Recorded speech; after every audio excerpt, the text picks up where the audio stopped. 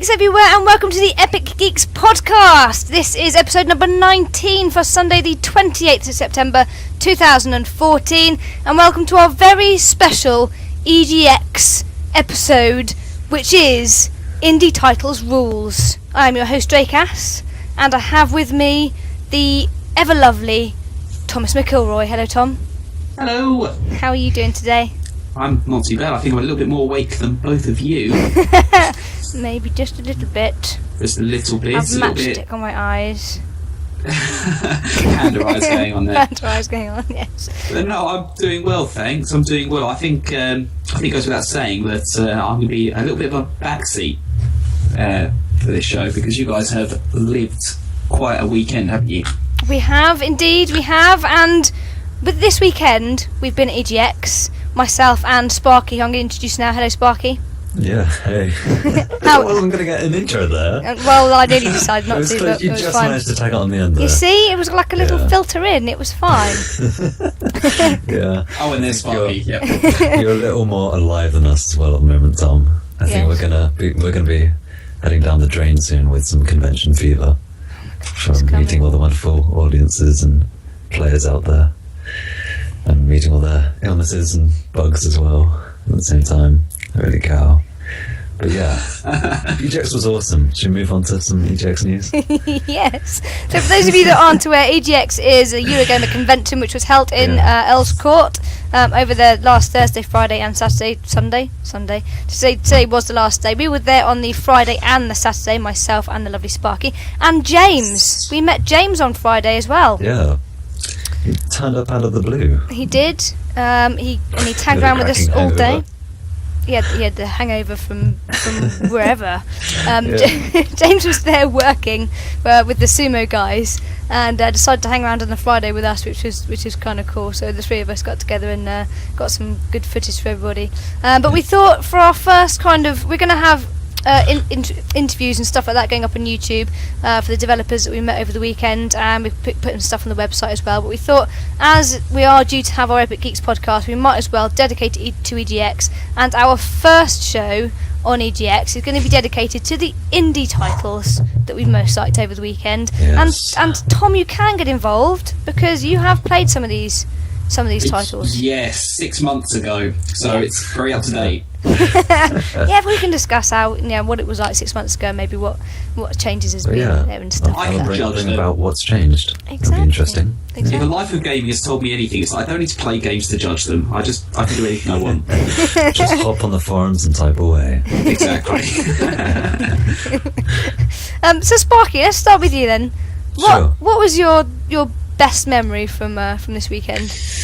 Out of the indie titles, I think the one I liked the most, or that seemed the most seamless, was a small Sony-backed project called Velocity, and we should be getting around to it at some point. It is there. Or do you want me to cover it now? No, that's fine. No, just say we'll cover it later. Just say what you liked at the show in general, not in too much detail. Alright, cool. Yeah, okay, so Velocity, I think, was really, really promising. It looks really, really good, and it's out already. So it's out of development. It's not going to change much, I guess.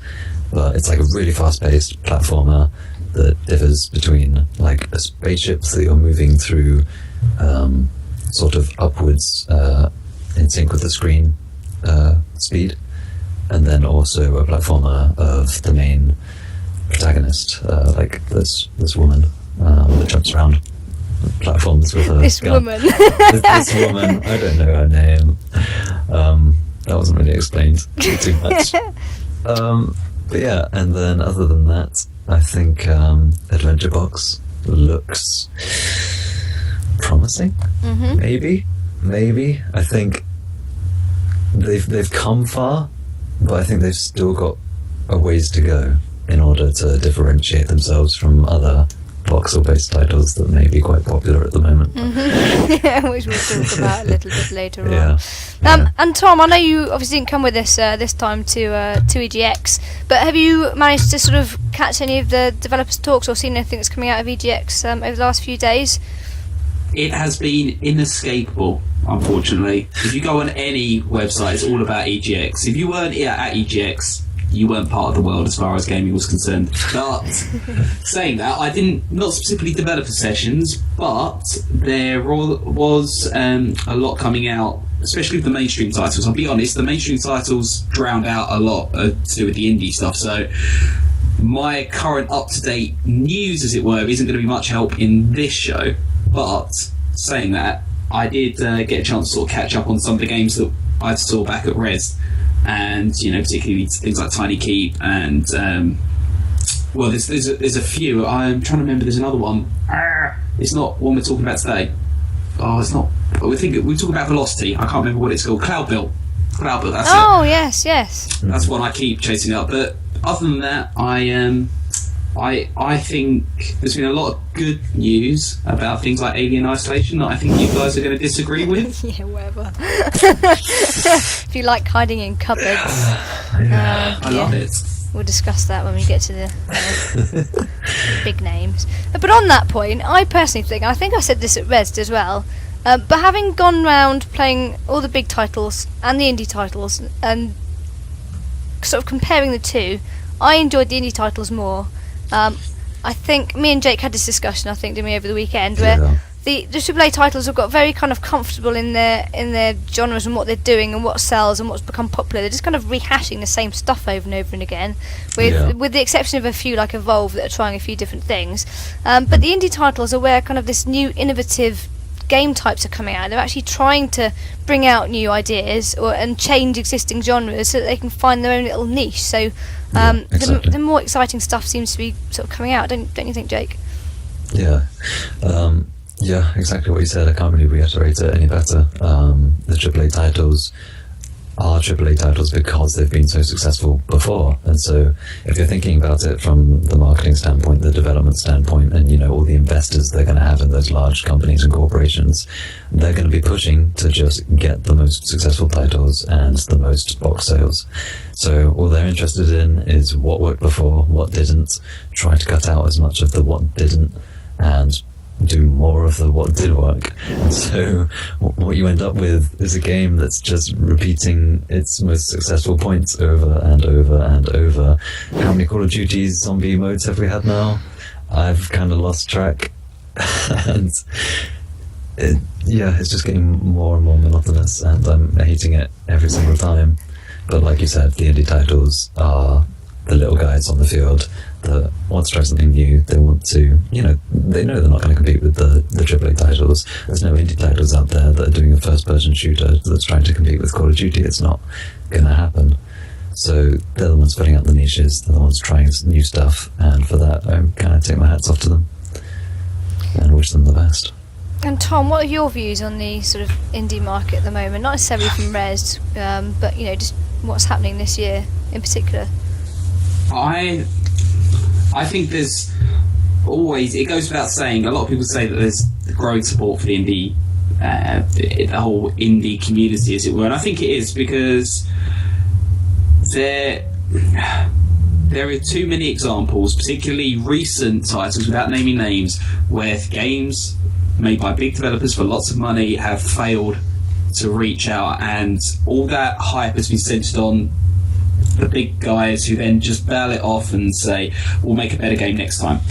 I think with indie titles, there's a lot more personality. People feel they can relate with developers. When you speak with indie developers, I'm sure you guys felt this, you're speaking to actual people as opposed to corporations, and there's that personal touch when you're investing in their product and when you're playing their game and you're relating to them. They're on Twitter as well. I'm not saying corporations don't do that, but you know what I mean.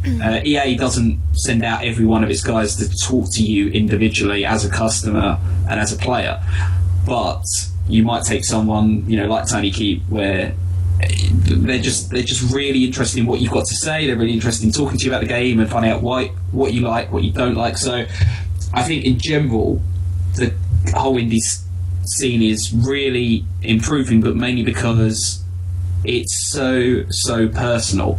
And at this stage people are getting more and more drawn towards that sort of relationship with the people who make their games.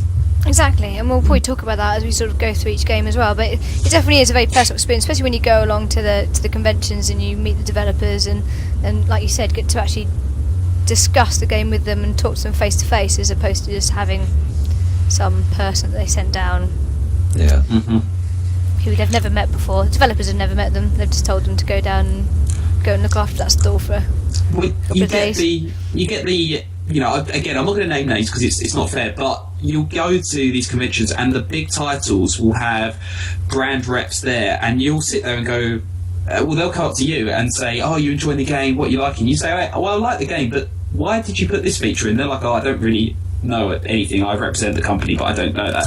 You do that with you got to an indie game, you know, if you go up to Bone Loaf or something like that and you ask them, why did you put this in the game? They're the people there, and they can say, we put it in the game because, what don't you like about it? Oh, that's interesting, we'll take a note of that. That's just, you can't beat that. Someone who actually cares what you think and might actually change something. Yeah, and that makes you invest a little bit more in the game as well, doesn't it? So, exactly. Now, before we actually go on to talk about the games, and I have a little drop to play as well, I do want to apologise if I go a bit weird tonight, because I'm a little bit concussed.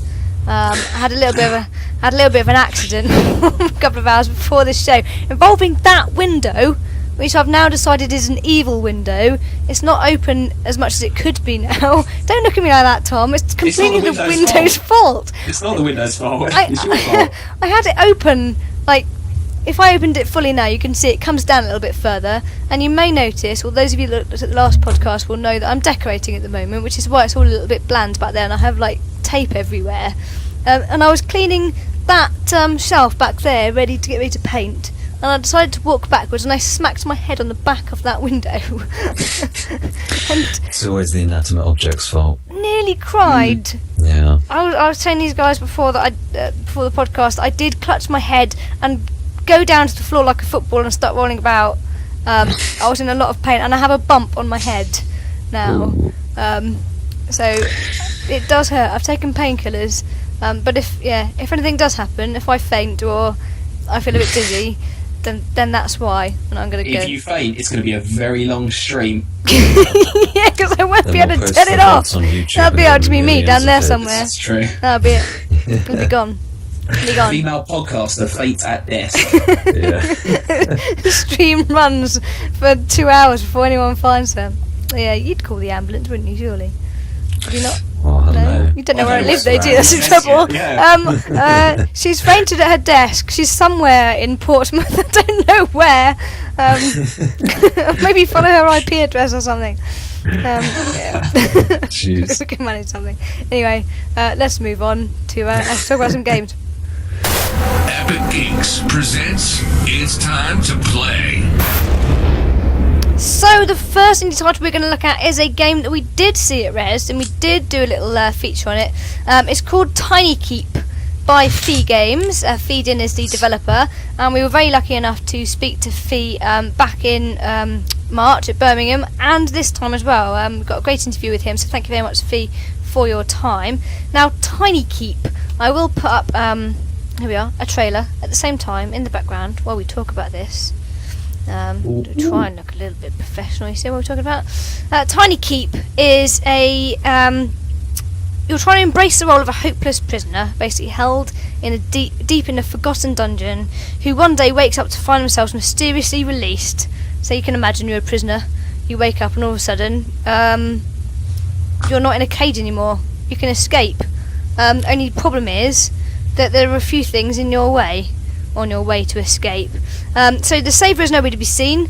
The cell door is broken and ajar, tempting them with the sweet scent of freedom, with nothing but flickering lanterns and a strange letter left behind by their inmate.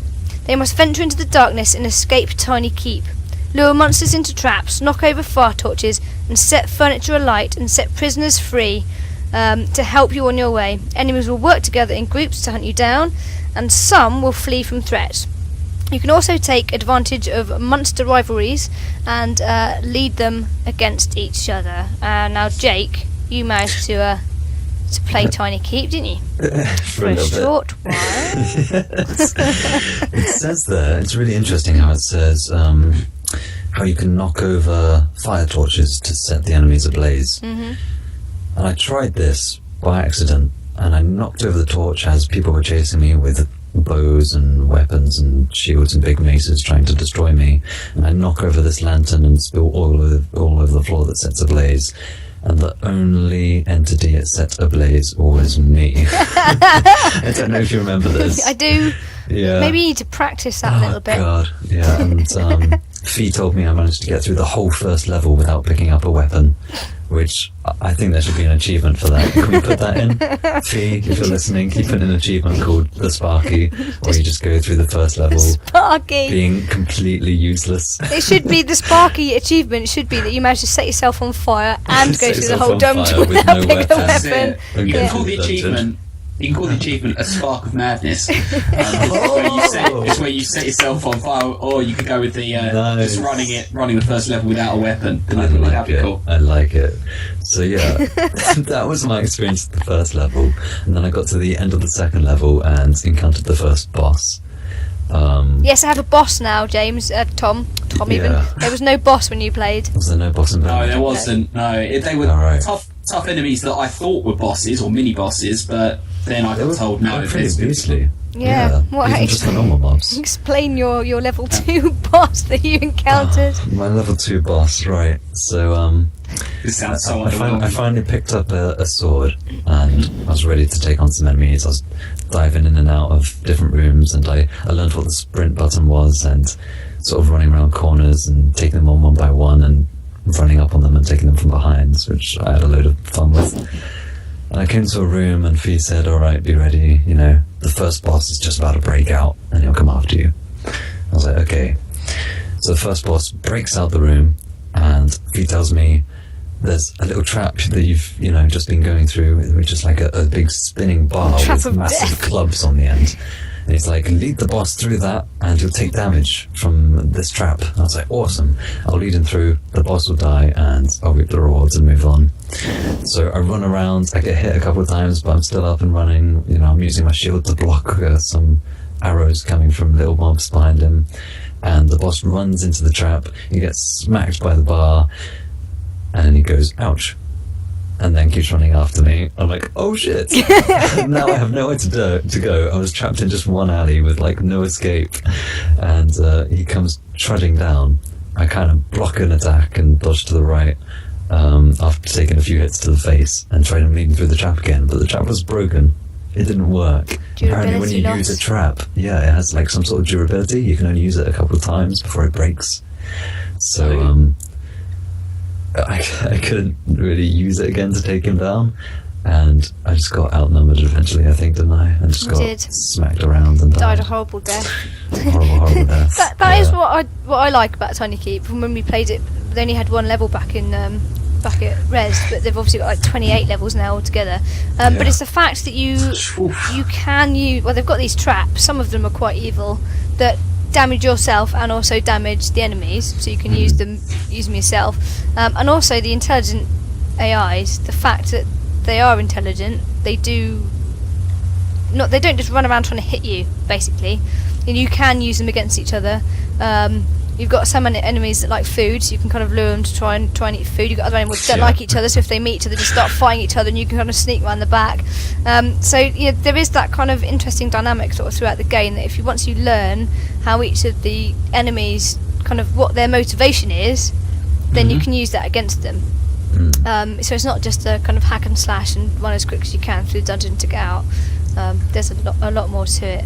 Yeah. What do you remember about the game, Tom? I remember something about hats. I don't know what I was told. I thought there was going to be something put in the game about hats, but if you guys haven't noticed it, then it might have been in the I game. don't know what you mean about that. Yeah, I can't remember myself, but I do remember two things. Firstly, the story is based on you following messages from an escaped prisoner. The Scottish lady. Well, she was Is it Scottish. Scottish She was lady? Scottish, yeah, from what I remember. I can't remember that bit.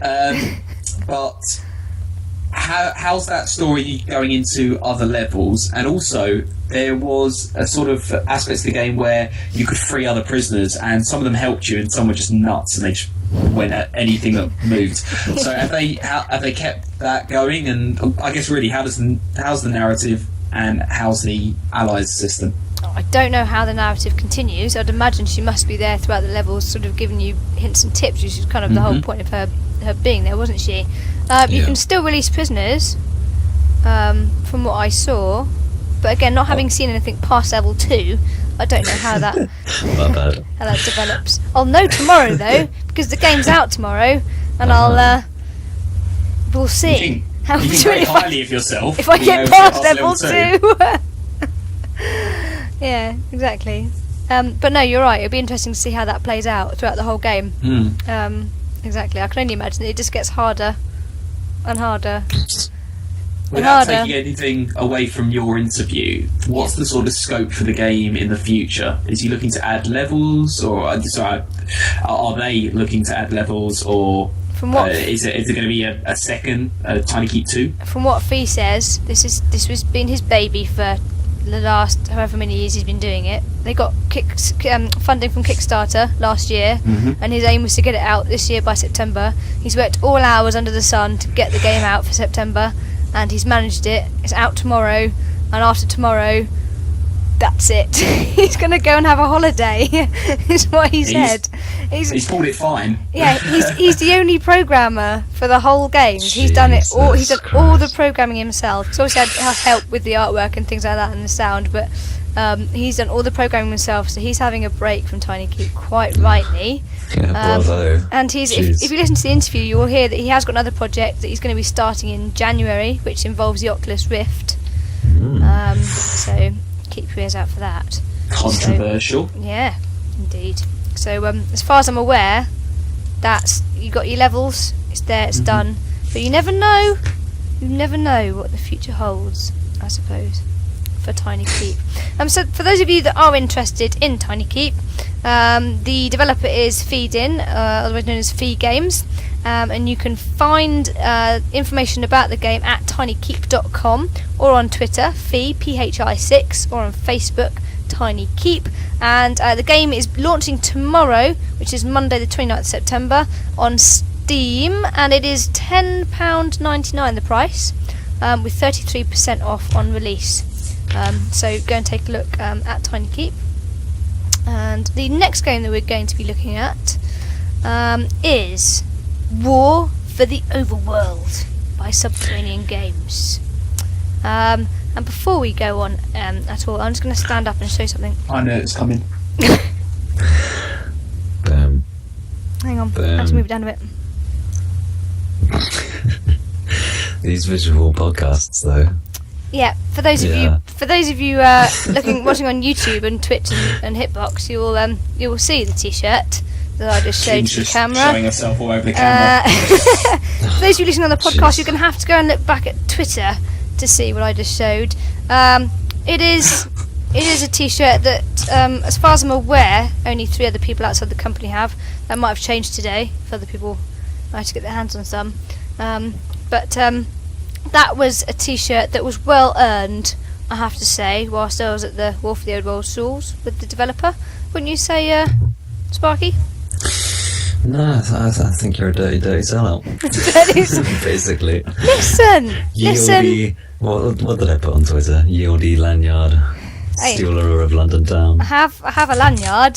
Yeah, because you stole it again. I did not steal the lanyard. You got a lanyard too. I got the lanyard fair and square by doing their form. I did more than you. I danced at their stall. I fist bumped the devs. I high-fived the dev. I didn't get the 9,000, but I will get the 9,000. And then I did the Stumpy Says. And the Stumpy Says was bring a developer any 2 lanyards that are not a War for the Overworld lanyard, and I gave him 2 lanyards, and for that, Stumpy Says, I got the T-shirt. So you didn't play the game. You didn't get the T-shirt. That's all it is. Stumpy Says. The thing is, they didn't tell me they weren't going to give me the lanyards back. It was like an actual trade, like 2 lanyards for a T-shirt, which is kind of fair. Which is kind of fair enough. It was a good trade. I don't doubt that it was a good trade, but it did mean that I had to go back round to everywhere I had the other 2 lanyards from and get them back. I bet that looked terrible. Which I did. Hi, I've just been round to your booth. I need more stuff. I need another lanyard because I gave yours away because I wanted a T-shirt. I got them. traded your merch for merch that I deemed to be more more valuable. I traded and one leg for your less valuable merch. Thank you very much. I traded one lanyard for a hug, and I traded another lanyard for another sign up. But that's fine, I think, as far as I'm aware. You traded stuff for hugs. Oh. Yeah, got a hug. Yeah, you are a sellout. Your morals are way out of whack, girl. Hey, it's fine because it's all gaming stuff, you see, and I get to wear the t-shirt with pride, and there you are. See? Yeah. Cool. Anyway, maybe we should talk about the game now. Yeah, what's it all about? Probably, yeah. I'm gonna get the trailer up. Hang on, so now I'm all out. My mouse is in the wrong place and everything. It's all going Shall funny. I read this out whilst you're going? Yes, you read it out. That's Sure. a really Okay. good idea. So, in War of the Overworld, you have the power to create vast dungeons filled with hordes of evil minions who share a common goal: to crush the bones of goodly heroes? Yes. Or godly, is that supposed Goodly, to be? no, goodly, they're good. Goodly heroes. Goodly. The Great dare word. to enter your unhallowed halls. You'll command mighty armies, create vicious traps, and cast dastardly spells to overcome the pitifully gallant armies that defend foolish principles such as honor and righteousness. It's going to be more fun than taking candy from a baby, or lanyards from... What? You're not Lanyard touchy from about this, are you, Debs. Sparky? He's very, very upset about the whole lanyard t-shirt thing. He's just bitter and twisted because he didn't get a t-shirt.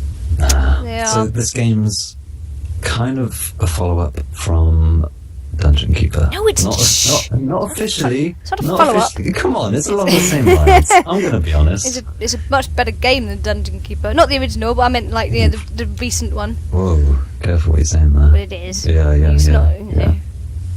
We've had many moans about that game over the last few months. It's similar. It's very, very similar. It is isn't very it? similar, and they wouldn't deny it's very similar because it's been inspired by that game and that genre. Yeah, they didn't hide the influence when I spoke to them about it, so I don't think it's unfair to compare. They even use the same voice actor because, to be fair, he's the only voice actor that you can have for that kind of game. But anyway, what did you think of the game War for the Overworld? Dungeon management game, but obviously you're the evil dungeon keeper trying to keep the good guys out so that you can win the War for the Overworld. What were your first impressions, Sparky? For me, my first T-shirtless. impression was absolute confusion.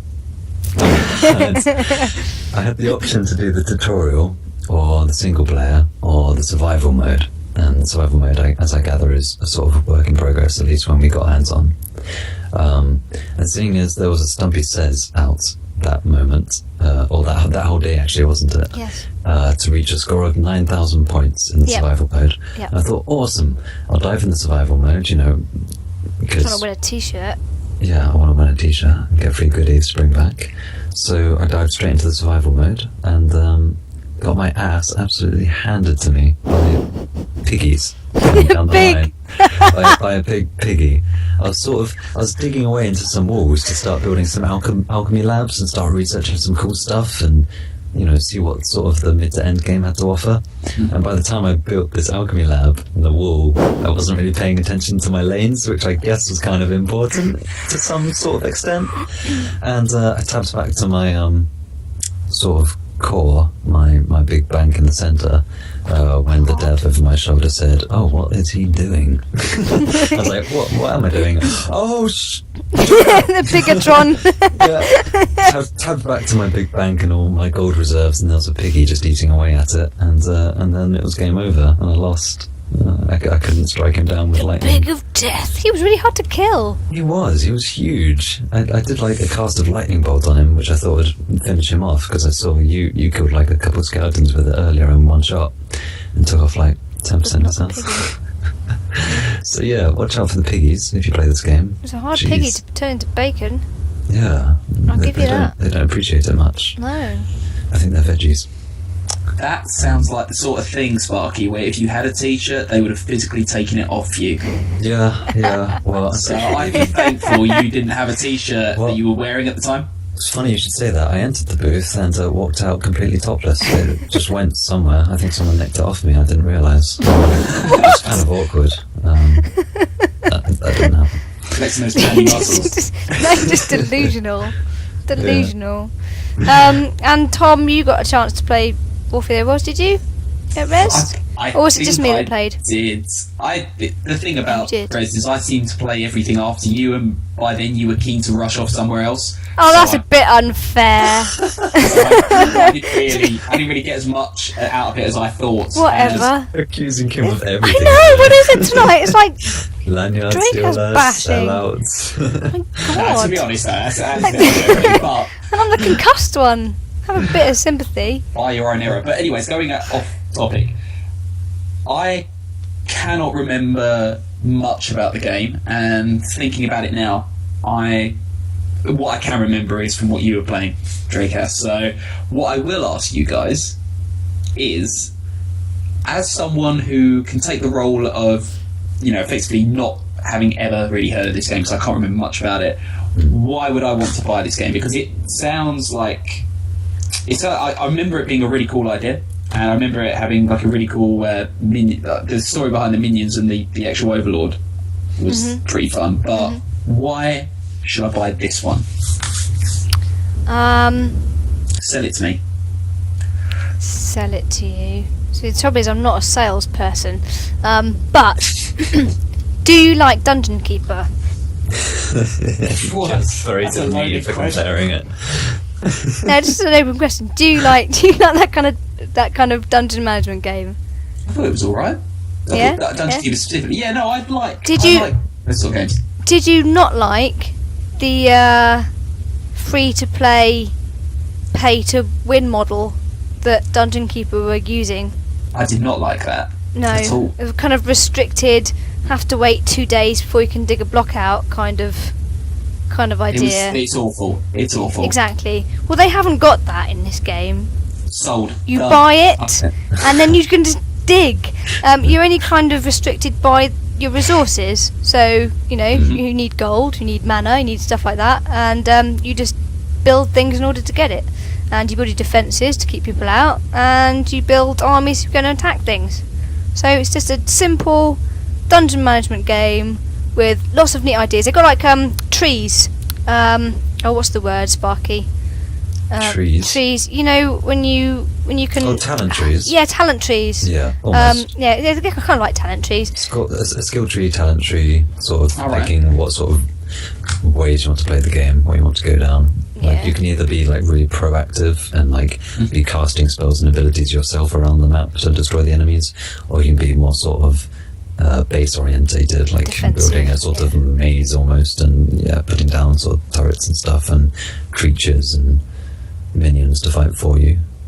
So it's very customizable to how you want to Yeah. play, Yeah. I suppose. I think if you're thinking about purchasing this game, I'd say explore it if you're interested to see the sort of development of the Dungeon Keeper-esque model of game. Like, if you really enjoyed the classic, or, even if you were slightly interested in the second version, this is an evolution down the same line. I don't think that's too unfair to say. No. And if you're interested to see how it develops, then sure, go ahead and purchase the game. I think for what it is, it does it well. It's personally not my cup of tea.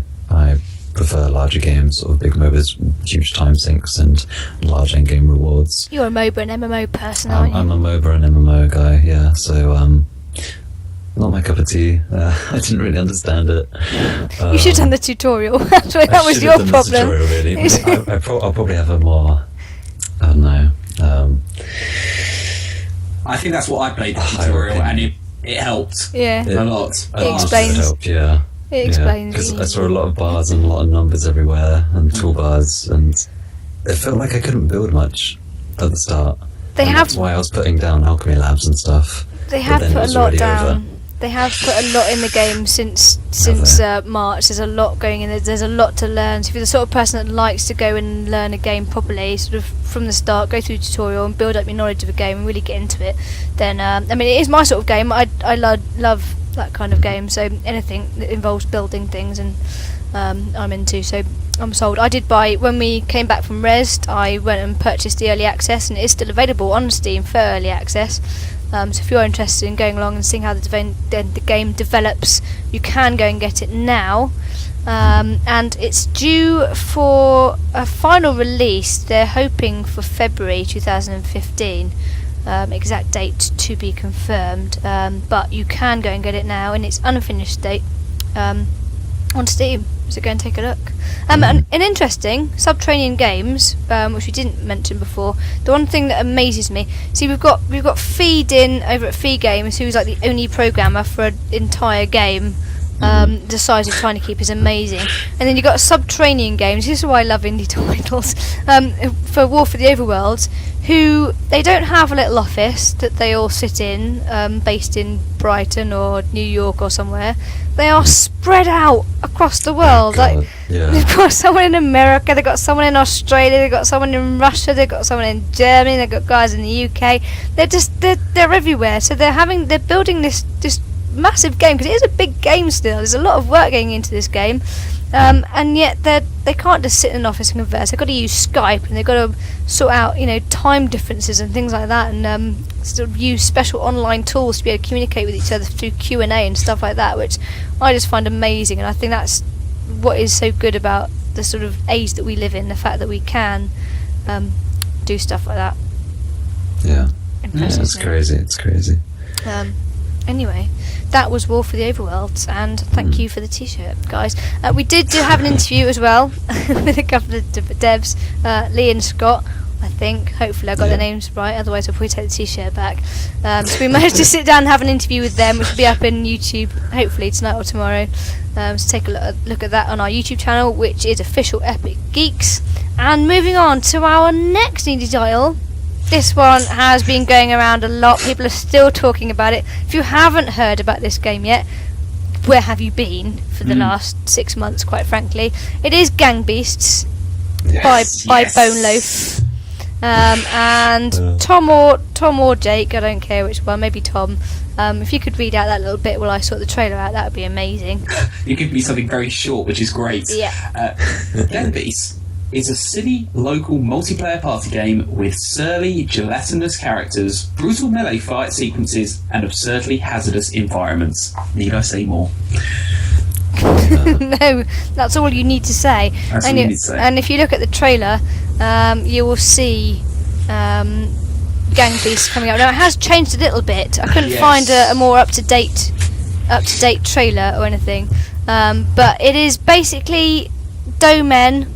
That's how I like to call them, like Morph. You know Morph? Yeah. Those of you in the UK might remember Morph from, was it Art Attack? I can't remember what he was in. Smart, yeah. Little Play-Doh guy.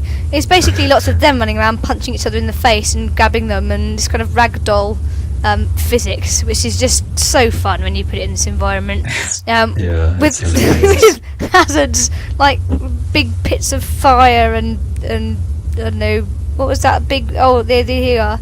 The sort of lifts that window cleaners use. Window cleaning lifts at the side of a skyscraper. There's some turbines Trucks. going across lorries. And they've changed it. When we spoke to them back in March, their idea was that they were going to start customising them like WWF kind of wrestlers. And they were all going to be different. And when they were speaking to people like myself and Tom, funny enough, we were like, no, but the like ragdoll look is amazing. That's what makes it so kind of entertaining and I personally and love fun. how they look right now. Exactly. So what all they've done, they've kept that kind of look about them, but they've just added little customisable features to them, like a little fez hat or a onesie. One of them was wearing a onesie.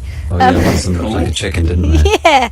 So they still look like the little Morph characters, but they've just customised them a little bit so they can be a little bit different. But that's perfect. That is what I like, and everyone seems to be talking about this game.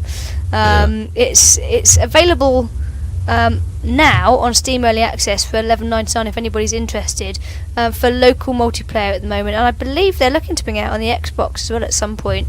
We haven't got a release date at all, so it's just literally Early Access on Steam we've got it for at the moment. Is that the 360 or the one when you say Xbox? I don't know. I do not know. I just know Xbox. I'm not even going to hazard a guess. They hardly had it confirmed themselves. They were just sort of, if we can, they'd like to, is the sort of the gist I gathered. It's just that we've talked for weeks about what would sell the consoles to us. I'm not kidding. This might actually You would, yeah. Forget the AAA games. Microsoft, if you're listening, you have to get Gang Beasts. I think they were looking at doing it. They were looking at doing it on the Xbox Live Store sort of thing. I think that's what they were what they were getting at. But honestly, Microsoft, actually, if you managed to get that as a proper funded release, sort of exclusive to Xbox, I'm pretty sure that most people would go out and buy an Xbox One. Yeah. Tomb Raider. This will be the next E3 game. Would be. I mean, we've always said that this was the most fun probably that we've had in any kind of fighting game for a very, very long time. I mean, it was your first time playing it, Jake. So what did you think? Well, I kind of I'm going to dive into two different points here. Firstly, it's kind of strange that they haven't yet really confirmed it's coming out on the Xbox. That it's at the moment sort of only confirmed for PC, right, on Steam. Yeah. Yet when we played it, we were playing with Xbox controls, weren't we? Mhm. And I found that a little weird because the big gameplay point I want to bring up about it, and my only real criticism I can think of, is the controls, at least on the Xbox controls, felt a little almost sticky, kind of strange, not perfectly tuned, and that could be because it's not officially released on the Xbox yet, and it was just sort of hastily setting up just at EGX. You also didn't know what buttons you were pressing. No, but even when I figured that out, Everyone knows. even when you guys pointed it out to me, I was still kind of running up to people and trying to grab them, but my arms just didn't even really look like they were moving at some points. Oh, see, I don't know about that because you lift your arms up like that, you can grab them, lift your arms up, and you lift them up. It seemed to work quite well for me. Did you have to press something to sort of grab at the same time? Yeah. I could lift my arms about, but it felt like I didn't. Yeah, you had to grab them first. You had to grab them. What so you button could was that? punch them. I can't remember what Grab button. When I had it, the build was you could. Was it the thumbsticks that moved the arms the direction you wanted, and then you used the bumpers to latch onto things. So you had to. Really? You had to hold it down to grab, didn't you? One of the triggers. Okay. You held down to Maybe grab. it's just my inaptitude then. But yeah, I found it kind of tricky. He was just rubbish. Oh, shut up. Another I'm sure t-shirt list. if it's designed for the PC, I'm sure the controls are going to be a lot better on the PC. Yeah, I have played it on the apart PC. From that, yeah. Apart from that, the graphics were really cool. Just sort of, it's just what you need. It's nothing at the top. It's nothing amazing. It's not going to be AAA titles. It's block colours and sort of nice shadow effects and fire effects and stuff, and it's just exactly what you need. It just suits the characters perfectly and the sort of the feel of the game perfectly. It's going to be one of those games that tear friendships apart. People are just going to start raging at each other for sort of tricking them and being a massive traitor and chucking your friend overboard when he's after someone else and stuff like that. I look forward to it a lot. I'm definitely going to pick it up on Steam, I think, when it comes out. I'd love it. I'd love it if it turned into a massive esports. That would just be amazing. Please, can we shoutcast one of these? Yes. Host it on Twitch. Yeah, that would be imagine so that? much fun. I actually can't wait. But it will be the sort of thing that people will be playing at Christmas or doing guild meetups and stuff. It's gonna happen. I can just see it. Tom, you look like you raring to say something. I had a question. Obviously, it's still land based, isn't it? Yeah. Why? I asked that. Why this game could do so much better if it was available, so you could just, like you say, log on to an online platform like Xbox Live and play 3 other people you don't know. I mean, why have you got to have all 4 or however many people in the same room? I mean, it's great as a party game. I can see me and my mates playing this, but I would love to just be able to log on myself and just laugh at the screen as I drag people into fiery pits. And the best bit when I was playing it was when 2 people ganged up at me on a Ferris wheel One actually grabbed my leg, one of my legs, and the other one grabbed my head and tried to chuck me off. And I decided to grab onto both of them, and I slowly lost it and pulled them over the edge with me. There's nothing more fun than just literally messing about like that. But I could have fun if I was the only person in the room, if that makes sense, playing 3 other people. I don't see why that's not in place. They have got a single player mode as well, if I remember rightly. Against AIs. Yeah, against AIs. Yeah. I have seen that if you go on their website and you were playing like early, kind of, you could download a demo and it had that on there. But I remember from speaking to them before, they are trying to get a online multiplayer. I mean, technically, you'd have to ask them why it's not available yet. It is still obviously at the very, very early stages. It's not a finished game yet. And I know that, but the thing is, I know that's what everybody wants. Everybody wants to be able to play it now against their friends without having to set up a LAN and everything else. But it will come. I think you just need to be patient. Yeah, I'm sure it's going to be the first thing they work on, really. Like, if it doesn't come with the release, I'm sure it'll be the first thing coming straight after. I can imagine why it wouldn't be, you know. As you said, it's probably the biggest thing the players are looking for. And hypothetically, let's say they don't. How long is it going to take for mods just to create some bespoke software to hook everyone up? You know, and there's always going to be workarounds, and there's going to be people out there that find ways and post that around. I'm sure it won't be too tricky sorting it out. No. What did you think of it, Drake S? Oh, I've never hidden my love for gang beasts. I think I bring up at every possible opportunity, don't I? And yes. And I can't. Going this time, I thought, do you know what? Because I loved it so much the first time I played it, and I've been watching the videos over the last few months, and kind of, I thought maybe this time I'd be disappointed because I'd hyped it up so much in my own head. You know what I mean? I thought maybe when I come and play it, it won't be as good as I remember, but it was. It was just.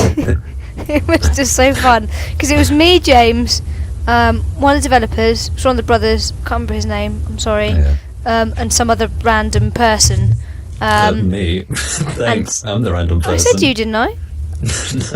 No, James. You Okay. James, the developer, and some random person. Okay, it was Jake as well. But there was another random person. There was a random person, wasn't there? That's where you are, Sparky. Sitting over the end. You were behind me. The random person was over there. All right, I don't know. I'm last in the line. But even with the person we didn't know, it was funny.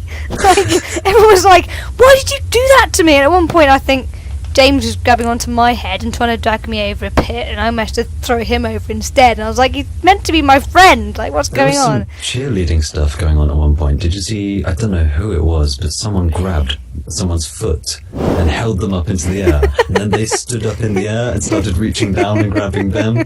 And, oh my god! It looks like they were doing acrobatics at some sort of like American football game. It was fantastic. That's why it was funny. It's above the big fiery pit of doom as well. And at one point, we all got hit by a train, didn't we? Yeah, everyone was down. Everyone was down the track. And I think it was Michael. I think I'm sure his name was Michael, the brother. He still won because he managed to position himself further along the track than everybody else. He got hit last. That's cheeky. Well, insider tricks there. So no, yes, I wasn't disappointed. And if you want to go and find out about Gang Beasts, you can go along to their website, which is gangbeasts.com, or Twitter, Gang Beasts, or Facebook, Gang Beasts. And it is available, as we said, on Steam Early Access for £11.99 for local multiplayer. So that's that one. Now moving on, I put this one in because although I was completely confused while I was playing it, it wasn't their fault. It was mainly because I just didn't know what I was doing. But Flockers from Team 17 is more or less lemmings with sheep. Is how I'm gonna call it. And the only problem I had with it was I didn't like it when the sheep died. I felt a bit guilty about dying sheep. So before we talk about the sheepy sheeps, Jake, why don't you, Sparky Jake, why don't you read the little, well, the quite long bit down to the key features. Obviously, don't go into that bit. Sure. If you read that bit, while I say about tar. So, new from the creators of Worms, Flockers is a modern-day take on the classic A to B puzzle genre, with the generous helping of dark humour for good measure. For over 20 years, sheep have been an integral part of the Worms' fearsome arsenal. Held for years within the evil thrall of their diabolical masters, the sheep are finally making a dash for freedom. Escaping the tyrannical worms, the flock must dodge its way past all manner of lethal machinery and traps as the sheep negotiate their path through the confinement of the worms' weapons factory, out into the testing grounds, and ever onwards towards pastures green. Flockers is a modern-day take on the classic A to B puzzle genre, with a generous helping of sinister foreboding and dark humour for good measure. Levels have been designed to challenge the player's skill and strategic planning as they attempt to guide their flock past heinous traps, sadistic devices, and diabolical puzzles, rewarding those that can save the most sheep while still allowing progression for anyone who falls foul of the factory's deadly machinery. I have noticed one trend throughout all these games we've been playing. Yeah. If we look at Tiny Keep and War for the Overworld, and Gang Beasts, and now Flockers, they all involve many hideous traps and ways to die. Yeah. It seems to be Like a most running games. theme. Does it just make us really sadistic or something? I don't know. There was some happy fun games there. What was The ones that we're featuring on this show, though. No. What was the singing one? Do you know, with the timer at Oh, the buttons? yeah, but there's a reason why we're not featuring that. That was my favourite. Oh, really? Was it? You mean the No. Japanese thing, karaoke Yeah, kind of thing yeah, with buttons? karaoke thing. Yeah. Yeah, Oh, that was forget fun. about that. That sounds Yeah, but amazing. Why is that not in the show? It was. Oh, it was like Guitar Hero gone wrong. Is there any way I can describe it? Or just gone far too right. Maybe. But we're kind of going away from Flockers. Yeah, sorry. So, if you like seeing sheep die a horrible death, well, they're not meant to die a horrible death because you're meant to save them, but they seem That's to. just because you're terrible. They seem to quite often die a horrible death, and sometimes you had to kill some of them in order to save the others. So it was almost like a Creative. Spock moment, you know, needs of the many outweigh the needs of the few kind of thing. I just Yeah. felt bad.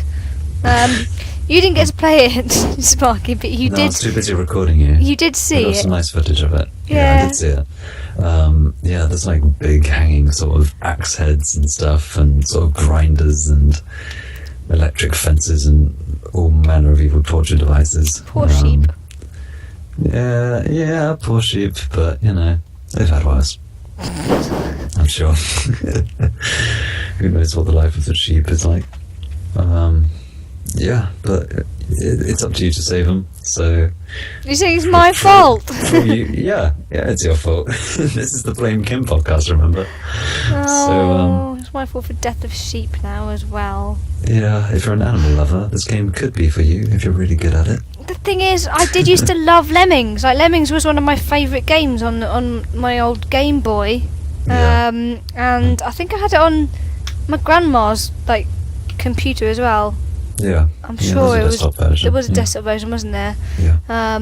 And there's nothing really off the top of my head out there now at the moment. I mean, it is pretty much a rip-off of Lemmings, if I'm completely honest. Oh, Wow. Well, it is. Yeah, what can you say? You've got these like sheep that just keep going forward unless you tell them to do otherwise, and if you don't stop them, they go into horrible traps and stuff. But it's kind of a little. To be fair to them, it's a little bit more developed maybe than Lemmings. There's more stuff in there, more traps and stuff like that, and the levels are a little bit more. They're not just walking sideways. There's a lot of nice content in there. Yeah, it's a lot of different, but it's the same idea. And well, the only reason I say that is because for people to get the idea of what the game is, Yeah. it is basically Lemmings. It's very, very, very similar to Lemmings Yeah. in the general structure of the game. Yeah, like they said, they've confirmed in their own words that it's an A to B puzzle genre, Exactly. which is pretty much what Lemmings was. You have to get the sheep's made to be and Mhm. blow some of them up and get them there. So if you like that kind of game, it's very good. And it was very pretty. I like it's kind of in the Worms kind of style, isn't it? Still kind Yeah. of going along that kind It's of very animation wormy. yeah. Tom, have you, It's very Team 17, isn't it it? is very Team 17, exactly. Yeah. Tom, have you had a chance to see Flockers? Have you heard anything about it No, at this all? is the first I'm coming across, and from someone who a couple of weeks ago said that they found much joy in a game where you got to enslave villages. You are twisting it round quite sharply when it comes to sheep. So yes, I mean I love it really. I think that lemming style game works really well, and at the end of the day, I think you could say it's sadistic, but I love the fact that you can just watch these sheep explode. I mean, probably if anything, it's a bit backwards. I'd rather find fun ways to destroy the sheep, or if there were other sheep and I had to lay the traps, that'd be better. So you'd be on the worm side then. A bit like a tower defence game. I'd love that, where you could actually set the traps and then the sheep went through, and you couldn't mess around with it while they went through, and you had to hope you killed 100 sheep out of 200 or something like that. That'd be cool. I can't believe what I'm hearing. What's wrong with it? It's very easy to kill them, Tom. All you'd have to do is place a girder or something, leading up to a big saw. I think you can do that anyway. Get pretty much 100% of them. An awkwardly high fence. So there are some key features in the game which we'll go over as well. They've got 60 grueling and puzzling levels to master, so I could imagine there's hours and hours of gameplay. 6 bonus levels as well. Hidden throughout the campaign levels are portals to a greener, more tranquil place. Discover them to unlock a new play mode where waking, lazy, sleeping sheep become the priority. Rewards. Want a zombie sheep? Do you? I'm sure that both of you would love a zombie sheep. That's what you've been waiting for your whole life. I've only just realised now that that's what I was born for. That's what you want. Well, you've got it. Green blood? How about that? Sure. Yeah, you want green blood? There are stack loads of customization rewards to unlock by fulfilling a wide range of objectives. Choose from 17. Haha, I like the link there. Crazy skins and 6 types of blood. Yeah. You can see that obviously the blood features quite highly, which kind of tells you a gore warning label on this game. Quite. I think it did on the trailer. Hang on. Let me go back to the trailer. 'Cause I'm sure there was something on there. They'll have like a Mortal Kombat setting where you can turn the blood off or something like that. When we played it at the beginning, here you are. I'm just going to pause it. It says it's a teen. Violence, blood and gore. Peggy 16. Violence, blood and gore. There we go. Nothing else. No, nothing else. That's it. That's what it says. And you can also create your own levels, including a powerful level creation tool, the Meat Maker. There you go. That's for you, Tom. That will give you the power to design your own deadly puzzles. Currently available on the PC.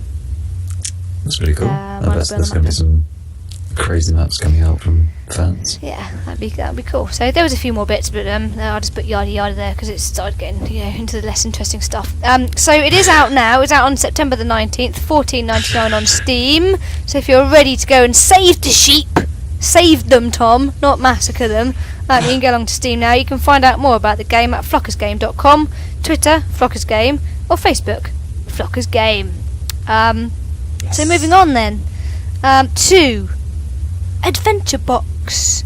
And you got to interview the guy from this, Mr. Sparky, but Tom. Did, yeah. Tom, before we get into that, why don't you read a little bit about Adventure Box for I our am listeners? more than happy to. Have you got a trailer? I have got a trailer. I just need to make sure I get the right one. Here it is. Go. Adventure Box is a voxel-based RPG that can be played in the browser. There are 2 ways to play the game.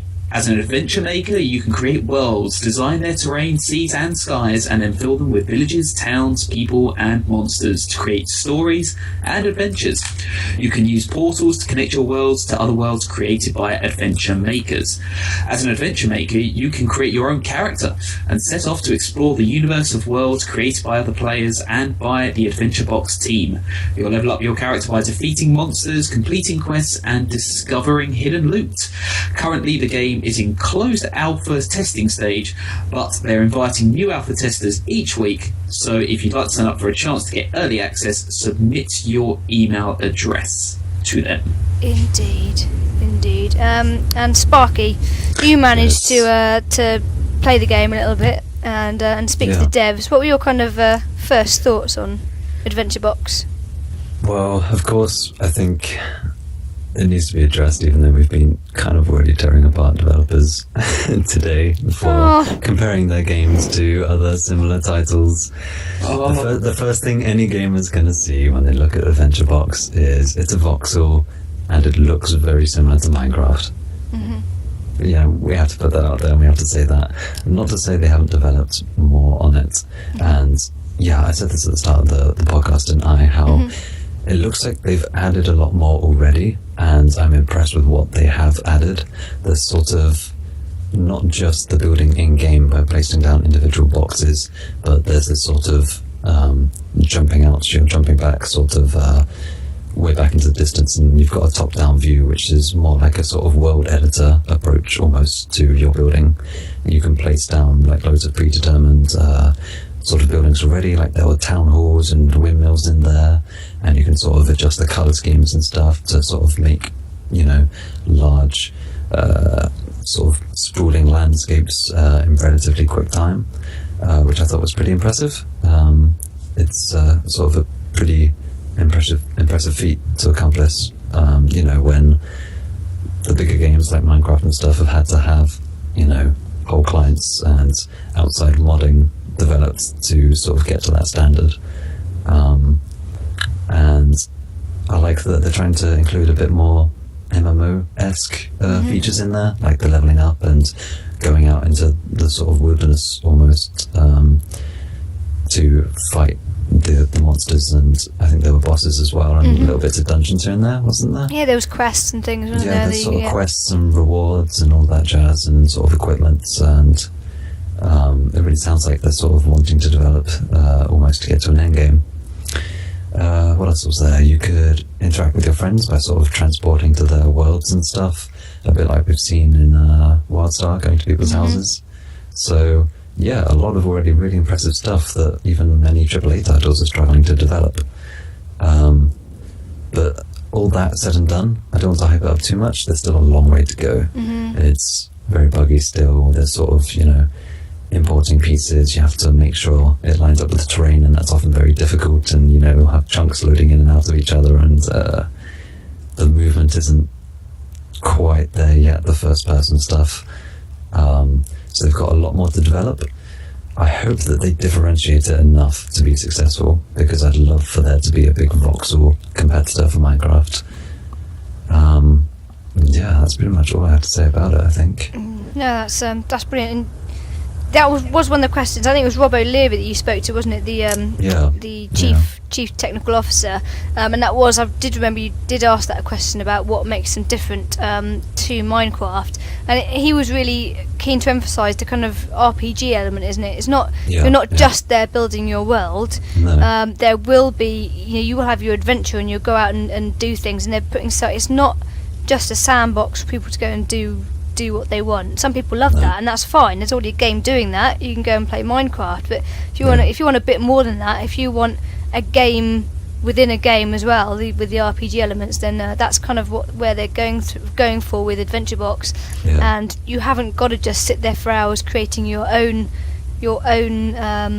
buildings. They've got some there that you can do that if that's what you want, but they've also got buildings there that they've already created for you, sort of quite elaborate buildings as well, isn't there? Yeah, I think from the answers we're getting from him, I think he's aiming for most of the game, like say 70% of the game, to be the RPG element and the exploring element and leveling up, and the sort of there's just a bit of background of building, like for those that want to, or ones that, you know, or players that particularly want to develop their town. I know he emphasised that towns sort of grow with you, and as you venture out into the wilderness and sort of say you're level 8 and you're sort of getting towards the end of the level 8 content in the wilderness, when you sort of complete it, your town will grow a bit.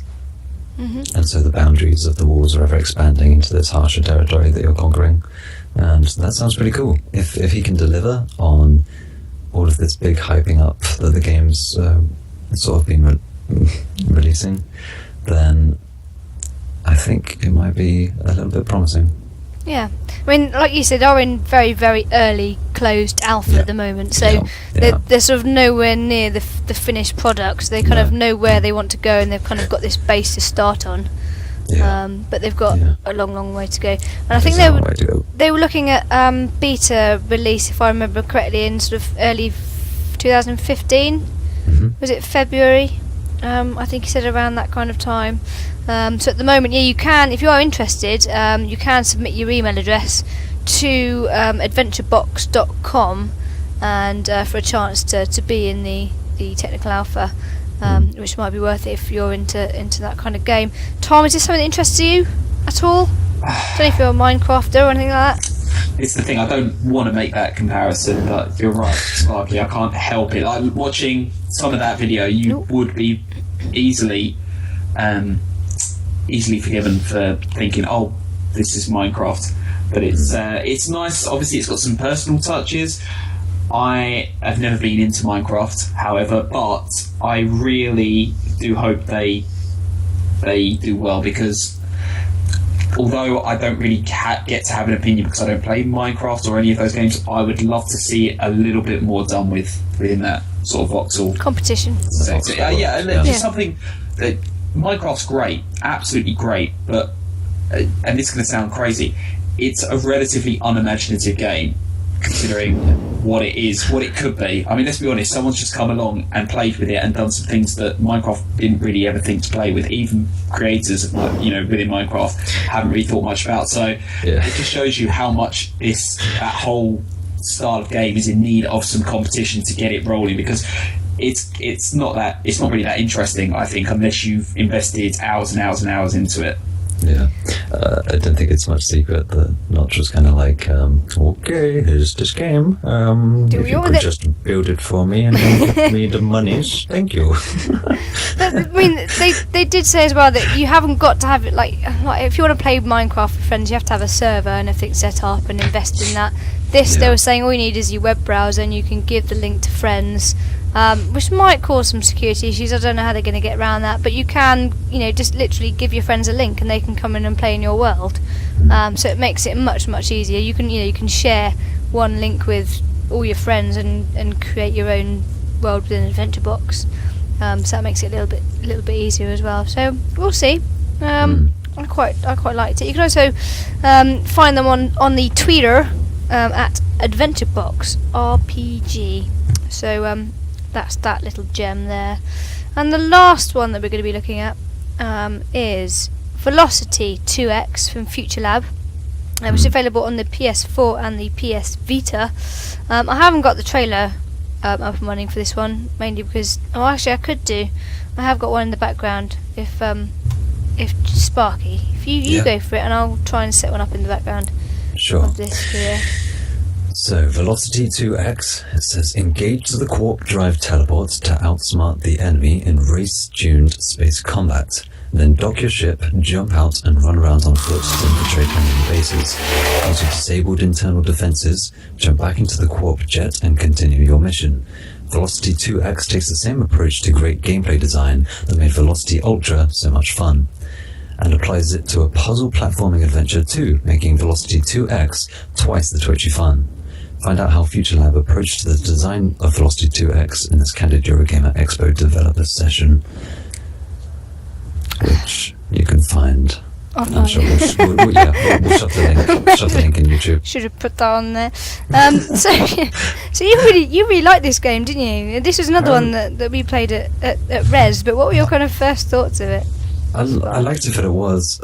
For a while now, this is going to sound kind of lame, but I've been looking for a fast, twitchy game to play to improve my gameplay of League, basically.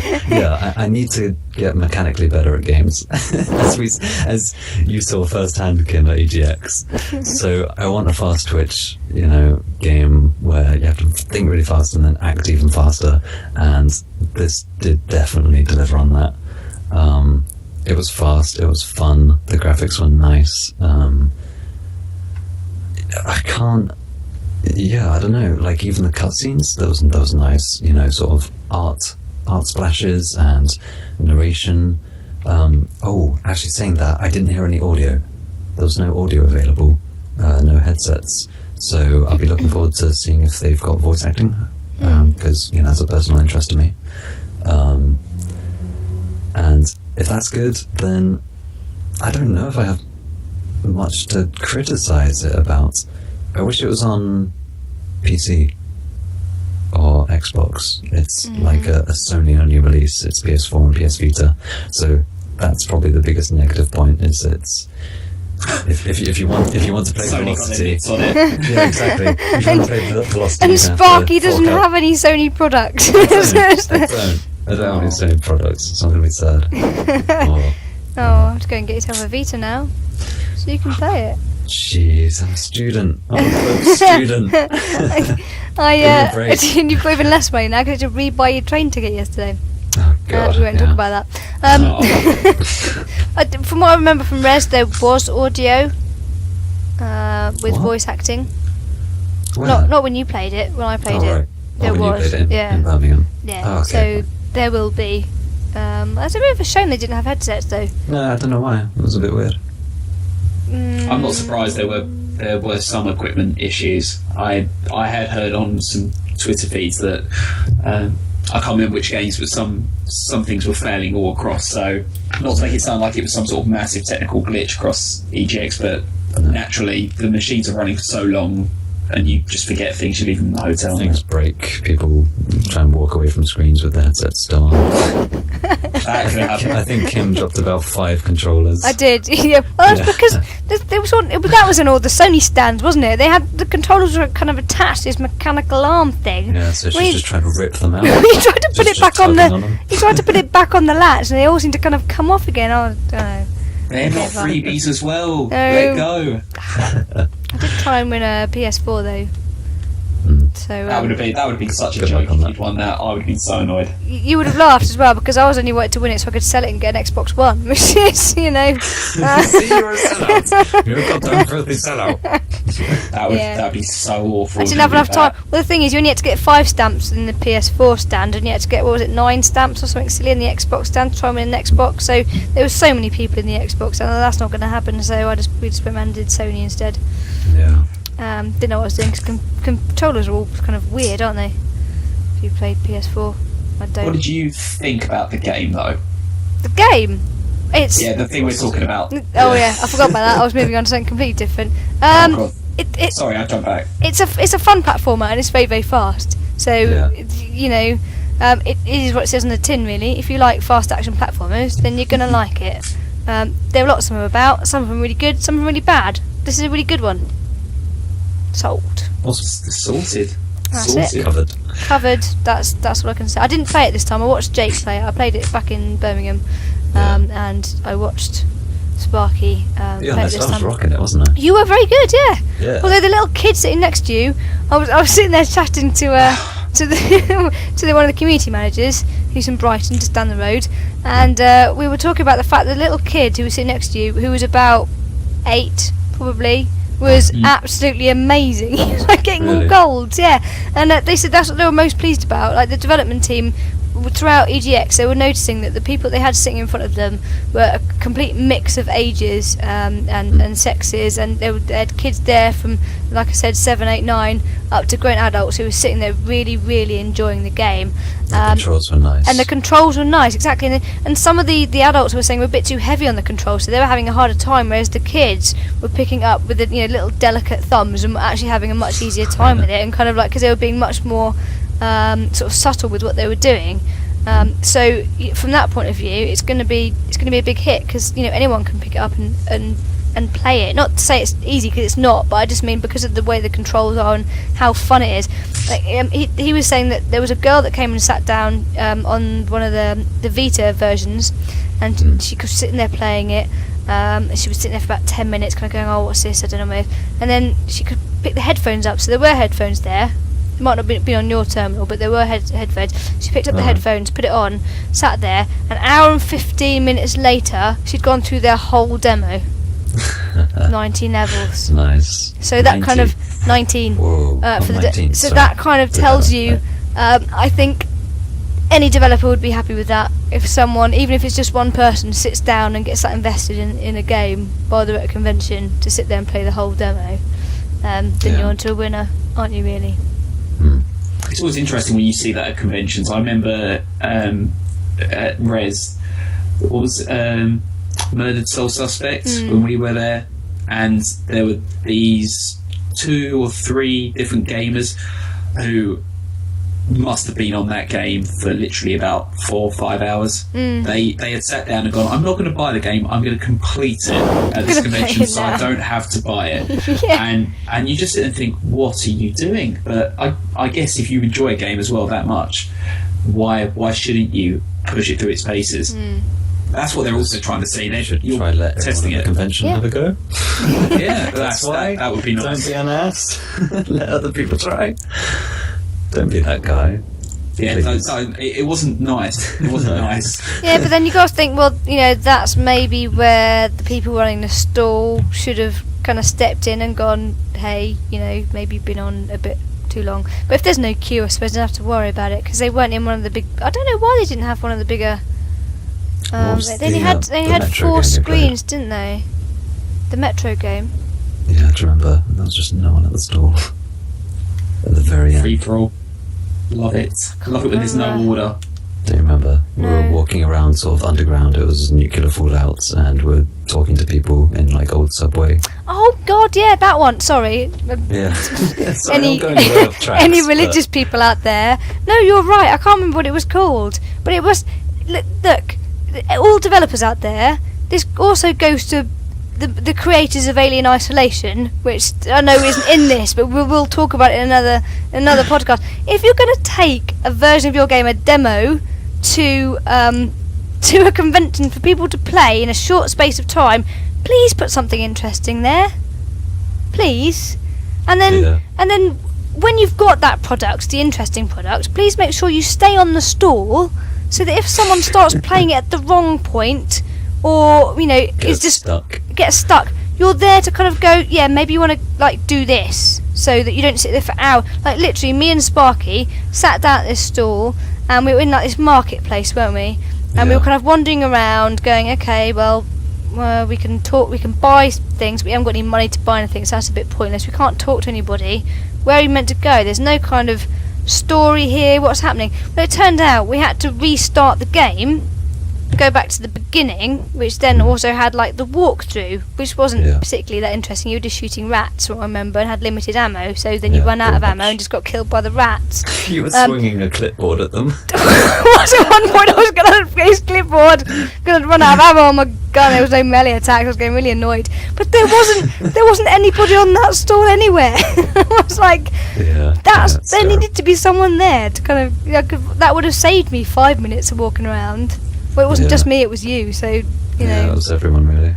And it goes back to what we said right at the beginning between indie developers and big corporations. Not to say big corporations again, but there's clearly a difference of approach. Yeah. Oh, completely. You go to an indie store, and they're there explaining the game to you, explaining what their vision is, where they want to go with it, how you can get the best out of the game, try this, do that, answering your questions.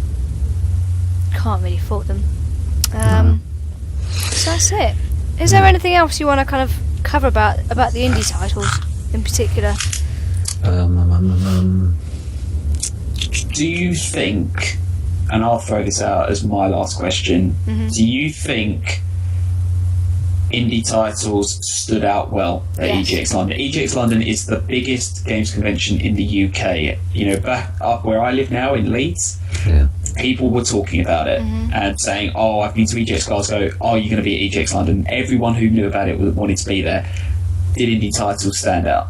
I would say yes. I mean, people are always going to talk about the AAA titles, and we will have another podcast this week about what we thought about the AAA titles. You can't get away from that. The likes of Evolve and Call of Duty and the likes, they're always going to hit the headlines. But the indie titles, I think, the same as at Birmingham, really stood out for me. And if people didn't go up there to spend some time playing some of those games, then they've really missed out. But I also heard other people talking about the indie titles. When we were having breakfast the next morning, funny enough, I heard people talking about the indie titles, and just walking around the convention floor just generally. I don't know what your thoughts were on that, Sparky. My thoughts are wait 2 days. Because, like you said, Tom, for someone that didn't manage to make it to the convention, you haven't heard much about the indie titles yet, right? And I think that's because for the people on the floor and on the convention that had the time to go around and experience all the booths, the indie titles definitely would have stood out. So they had like pretty much half of, actually a quarter I should say, of the exhibition centre. They had, they were all on the top floor and on one half of it, weren't they? Mm-hmm, yeah. So, you know, it took up a pretty big part of EGX. The thing is, they're not going to get the biggest press coverage straight away because everyone wants to cover the big AAA titles. But if you wait 2 or 3 days for the press to sort of refine what they have and write the articles and edit the videos, I'm sure, because the stalls were packed, like it was busy to try and get onto some of those indie titles, most of them in fact.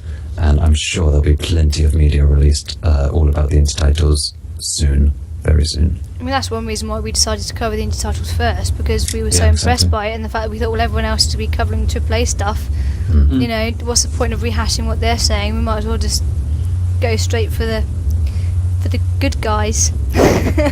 Interesting. They're not good guys. It's not good and bad. It's just, you know, you well, for now, but it's yeah, you're right, 100% right there, Sparky. 100%. Like the news feeds I've had have all been about AAA games, which obviously we'll get on to. But it sounds like, well, it's just nice to see the underdogs come through. I think, and this might be a bit of a weird thing to say and maybe cover on a podcast, but when you're in a position like we are, where we're a small content creator, yeah, we're one of the little guys, you know, but you know, we're trying to grow, we're getting more followers, more listeners, etc., and getting some good feedback, and you know, we're doing this as a hobby. It's not something that we do as a living, but we get to go along to these places and people talk to us. You know, we get to talk to these indie developers, and they're just as interested to talk to us as we are to talk to them, and we help each other out. I mean, that's one of the things that Fee was saying and stuff like that. You know, we've seen him from sort of the very beginning now up to the point where he's going to release his game, and he's appreciative of what we're doing for him, and we're appreciative because he's creating this great game, and we kind of, you know, it's a nice kind of relationship to have really with the developer. We don't have that with the big titles. Some of the bigger magazines and publishers and content creators do have that. You know, some of these AAA titles will go to the likes of Total Biscuit or whatever and say, you know, play our game, the gamer, and say, please can you advertise this for us. We don't have that, so we never have that relationship with those people. I'd be interested to know whether they have the same sort of relationship as we have with the indie developers. I think it's going to be a lot more business-like. Exactly. Barriers. This is what you can say. This is what you can't say. Yeah. I like where we are. Yeah. That's all I'm going to say. I like where we are. One of the It's a things nice as place. well, why I said for the while when you said they're the good guys is those indie teams, they're going to be open to the media because they're small at the moment and because they want to get as much coverage as possible. Yeah. But don't forget, it's more than likely, and at least in my opinion, if one of them were to get successful, say, were to become the next Microsoft or Sony or, you know, whatever, or, you know, Watch Dogs and Bungie, they're going to get more and more desensitized to media the more successful they become. You don't need to have that, yeah. Yeah, the people that are the underdogs now, as soon as they become successful, they're going to be the big guys as well, so... They wouldn't sell us out, though. I wouldn't hold your breath. They totally would. I don't think that t-shirt's going to be very exclusive for very long. It wouldn't be their choice, though, would it? To be completely honest, it would be their choice because they'd have some person with a clipboard going, "You can't say that. Stop it. Yeah. No, you're not doing that. You're not giving her that T-shirt. No, stop." Yeah, exactly. But that's something interesting as well, and not to add too much weight to it, but you do get a sense that we could be looking at, you know, the next generation of big games. So, you know, we're not talking EA necessarily standard, but, you know, big people that in 5 years' time, like you say, could be really, really, really well known. And it's great to sort of see, as you said, see them in a similar position to what we are. We're at the start of something, and you can invest in it early, you know, which is great. Look at where Blizzard started, you know, in a small little room, a few guys. A few friends I get find that together. hard to believe, Mike Morhaime in a little room. It was though. It was a Dungeons little and room. Dragons, It was a yeah. little room. Working on their first card game. Yeah, exactly. See, everyone's got to start somewhere. So that's kind of it for our indie coverage. There were other indie titles there, but obviously it was only a short show. We haven't got time to talk about all of them. Yes. And we will have another show this week about the AAA titles. We Yes. promise you. Trying to make up for the lack of podcasts over the last couple of months. We did miss one. But I do have a listener question that I have to do this podcast because he sent it to us in July, and I kept saying I'll put it in the next podcast, and I completely forgot, and then things happened, and then Oh my god. you know what happened over the last few months anyway with all of us, with you moving and with my problems going on here and everything else in the exam. It all completely flew over my head, and then he tweeted and was like, you forgot about my question. I was like, oh damn it. So I have it here. I haven't forgotten, Stephen. I promise it's here. It's in the show notes, and I have put it in. So that was my apology for the delay. I'm It's really her sorry. fault. It's her fault, Stephen. Blame Kim podcast. Completely my fault again. It's great. So this question is from Stephen Tench. He has asked a question. Since the release of Eric Carle's Another World, cinematic cutscenes and storytelling have become a pivotal factor in the development of video games, and have since helped to make for some of the greatest video gaming experiences of all time. But I personally can't help but feel that there may be a danger of developers perhaps putting too much emphasis on story as opposed to the aspect that matters most, which is the gameplay. I not long reviewed Murder Soul Suspect for my blog, and I found that game to have this same issue. I found it to have a little gameplay activity and lasted just shy of 5 hours, and consequently I believe the game was tailored to play out much more like a film. But even before that, I played several other games that had the same problem. Some examples include Fahrenheit, Heavenly Sword, Heavy Rain and Mirror's Edge. The questions I wanted to pose to you and the panel, your good selves, was that do any of you believe that there may be a danger of mainstream developers concentrating too much on story in video games, or have you or the panel come across any particular prominent examples of this? And given circumstances like this, is it really any wonder why the indie movement, this is why it links in nicely to this show, is becoming so increasingly popular? Tom, you were nodding quite a lot during that question, so why don't we go to you first? I will start by saying that Stephen has managed to convey something I've been stumbling over for the last hour and a bit. That sums it up perfectly. In short, why I think you're right. Indie titles and indie developers are so welcoming, because, like you say, they have priorities in the best places. Now, to save us repeating each other, I will suggest kind of the other side of it. In the last Geeks of Azeroth, where we were talking, obviously it's World of Warcraft podcast, we were talking about narrative at one point, and I feel companies like Blizzard have, in some aspects in World of Warcraft, dropped the ball in regards to narrative. I feel when you enter things like dungeons and when you enter things like raids, maybe not so in the later raids, but there's a detachment. You come into a dungeon and you have no idea what's going on, who these characters are or anything, and you're just expected to have played up to that level of quests in the zone so that the backstory's there.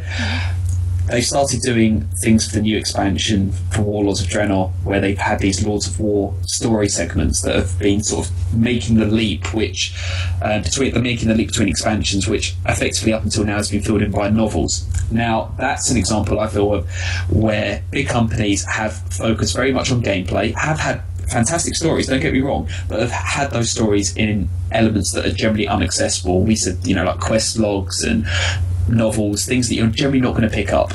So I think that's particularly an example where gameplay has been at the major forefront, and the lore has been the backdrop, very much so.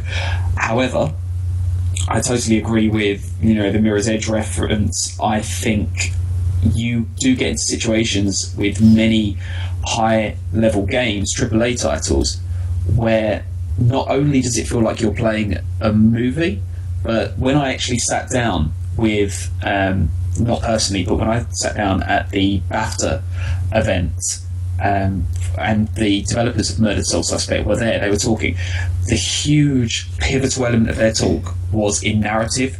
They were saying this game is about telling a story, and they were saying how games these days are struggling to tell stories because they're constantly up against films and television, and that's where the money is, that's where their attachment is, that's where their audience is.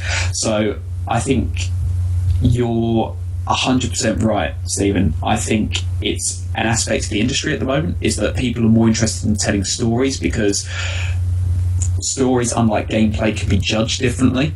You can have rubbish gameplay but have an amazing story, and that can sell a game sometimes.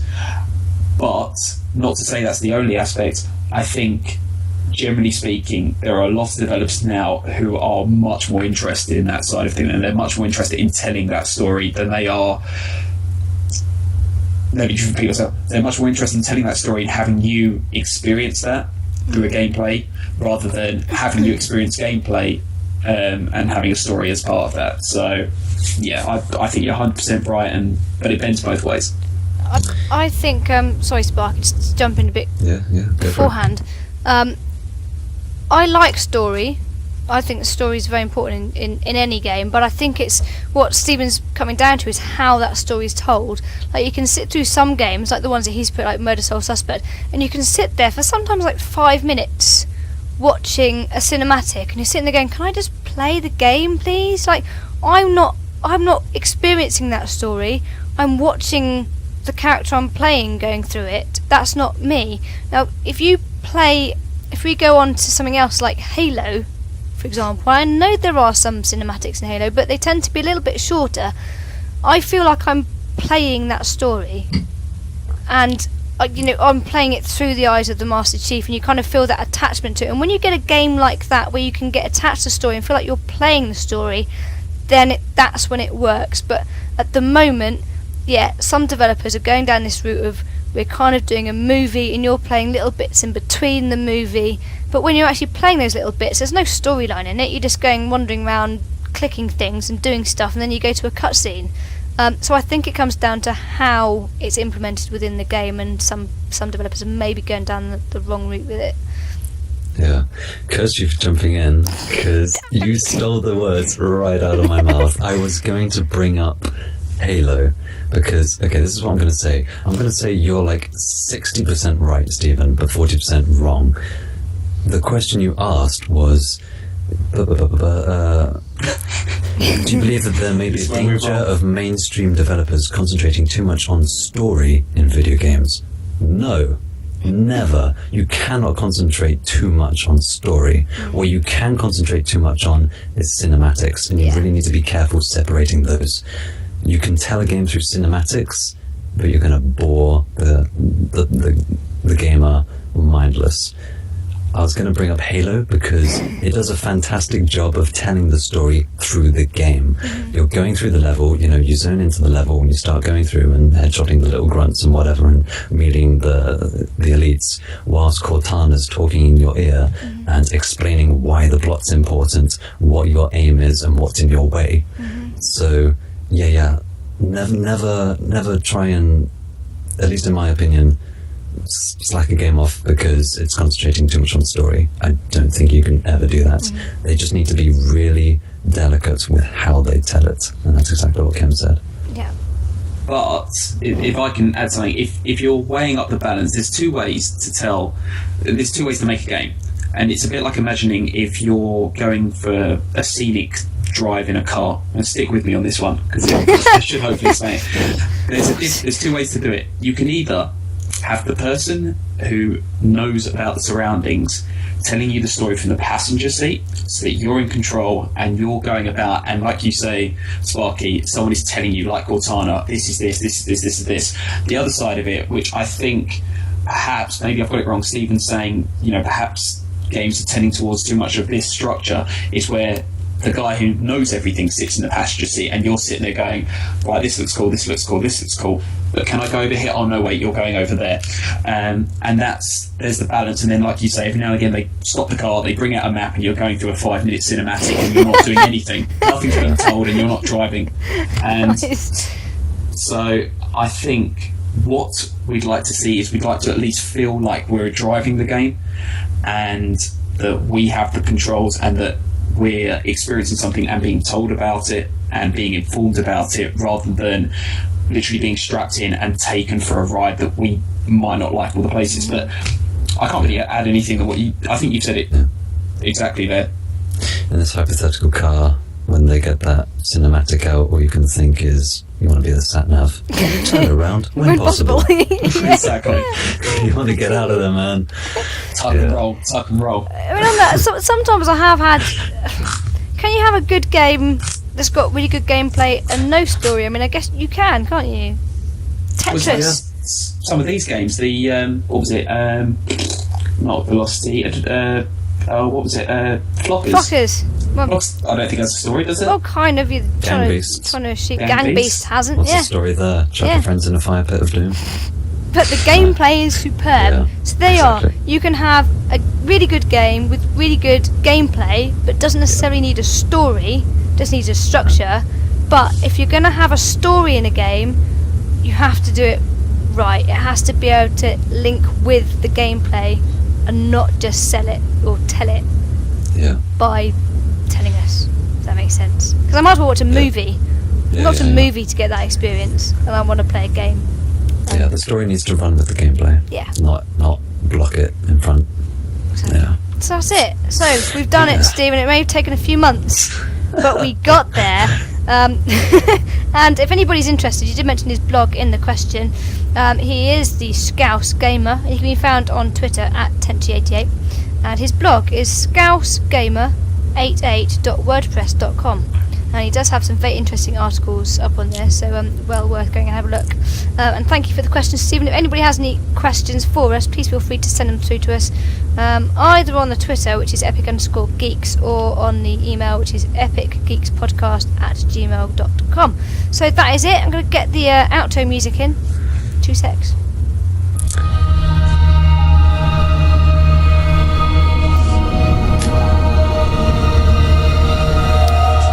So thank you for listening. We have been the Epic Geeks, and this has been episode number 19, which is our Indie EGX special, following myself and Sparky going to EGX at Earl's Court. And we will, as I said, this week be putting up a second show. That's 2 for the price of 1 this week, for the AAA titles. I'm flicking my thingy.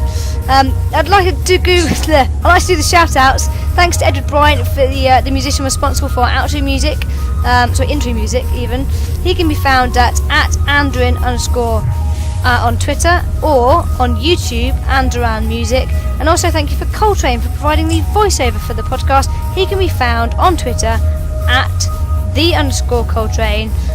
You can find us at epicgeeks.co.uk, and you can find out about our other great podcasts on there, including Geeks of Azeroth, Geeks of Azeroth, our World of Warcraft podcast, and Geeks of Nexus, which will be back soon, at least briefly, the Geeks of Nexus Wildstar podcast with myself and Sparky, and Tan Van if he's back. And thank you very much for listening. Where can we find you, Thomas? You find me on Twitter at TC McIlroy. And Sparky?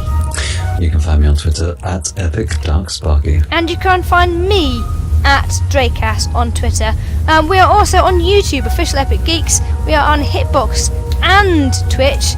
Just look for Epic Geeks.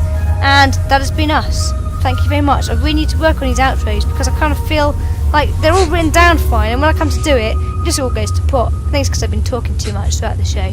But never mind. That's it. I blame Kim. Talk too much, you might get a concussion. I might just rename it the Blame Kim podcast this week. Anyway, thank you for listening. See you later. Bye. Bye. Bye.